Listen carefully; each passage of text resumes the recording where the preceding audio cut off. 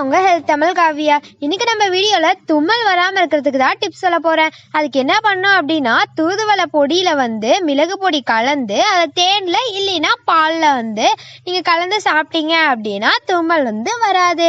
சரி ஃப்ரெண்ட்ஸ், உங்களுக்கு அடிக்கடி தும்மல் வந்துகிட்டே இருக்குது அப்படின்னா இந்த டிப்ஸை ட்ரை பண்ணுங்கள். உங்களுக்கு இந்த டிப்ஸ் பிடிச்சா லைக் பண்ணுங்கள், உங்கள் ஃப்ரெண்ட்ஸ்க்கும் ஷேர் பண்ணுங்கள். மறக்காம நம்ம சேனலை சப்ஸ்கிரைப் பண்ணி பக்கத்தில் இருக்க பெல் ஐக்கானையும் ப்ரெஸ் பண்ணிக்கோங்க. தேங்க்யூ.